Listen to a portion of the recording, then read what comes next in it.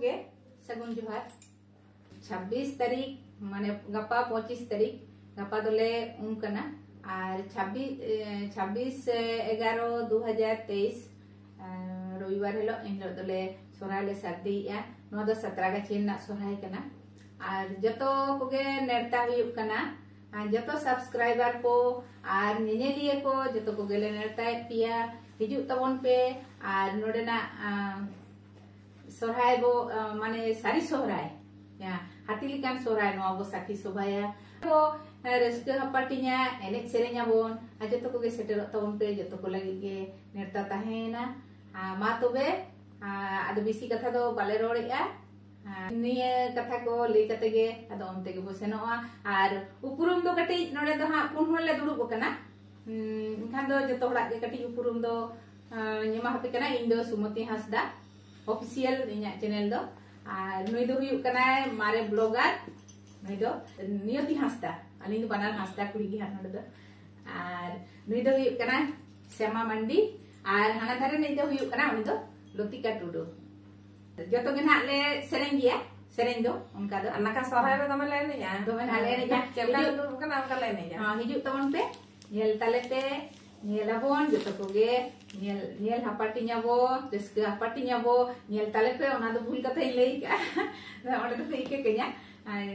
nail abon और risk हपाटी न्याबो line खान मटा सेरेंग चाबो होय मिटा सेरेंग होय मिटा गो सेरेंया ताल मटा सेरेंग लगे ओना सेरेंग बो आजम लगे तबे चेलका सेरेंग तांगी रे टाइम तबन पे कि एबे ही दो हैं 26 तारीख सना होल गे सना होल गे चलो चलो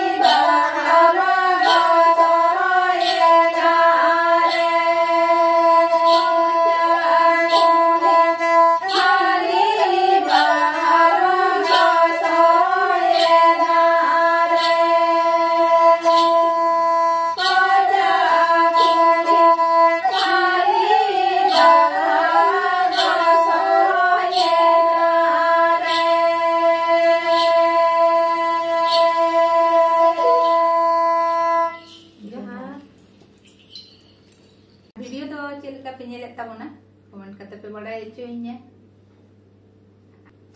वीडियो दो चेलका पे ñelet tabona कमेंट करते पे बड़ा चुइnya आपे कमेंट कोयो हरिन ताहेना भागी हुयु बाड़िज हुयु आपे कमेंट करते पे बड़ा चुइnya इने खान तयम दाराम आरो भागी दिना ले चेष्टाया मा तबे तेኛ वीडियो दो निना संगिन गिया